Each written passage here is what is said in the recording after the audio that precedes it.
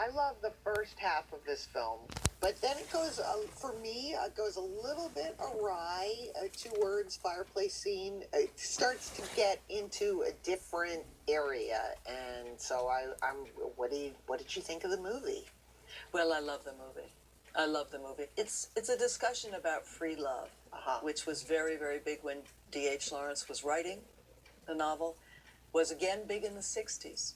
Yes. The discussion of free love in the 60s and early 70s in particular, with communes and Flower Child, and switching partners and couples and things like that.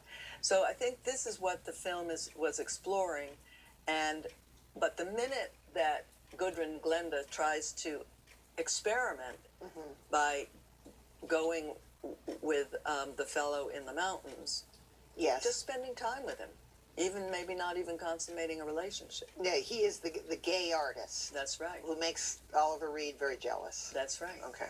Even when she's spending just a little bit of time with him. Yes. As you say, Oliver Reed gets so jealous. So he cannot really live in the world in which he would like to envision living in, which is, and what Glenda wants to live in. I feel as if the Glenda Jackson character is very strong, and she represents the film, whereas Jenny Linden becomes almost just the domestic, the stay-at-home wife. I didn't appreciate that much. She sort of fades again into the second half of the film. The first half of the film I love. She has all these romantic ideas about love. By the end of the film, she appears to me to be sort of unaware of her husband. He's very emotional, as love for Oliver Reed. It sort of goes over her head as she's sewing, Yeah.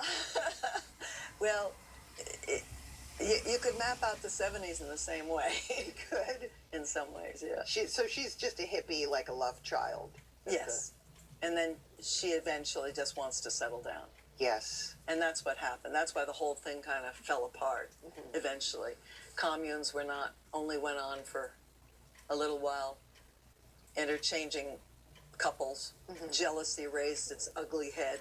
The need for children came into it, and so on. So it's a very interesting look at that, and it is prescient about that whole movement too. But D.H. Lawrence, until his death, truly, truly believed in a love that you didn't have to talk about. It was a passion, and it was involved. You asked about Alan Bates's character's love of nature, that whole scene, and that is the ecstasy that D.H. Lawrence felt in nature, in the world. Well, thank you so much for explaining Women in Love. I didn't do a very good job, but No. I know more about D.H. Lawrence than I do about Ken Russell. So. Well, it was really fun to watch the film. Next, an actress who went on to become the First Lady of the United States.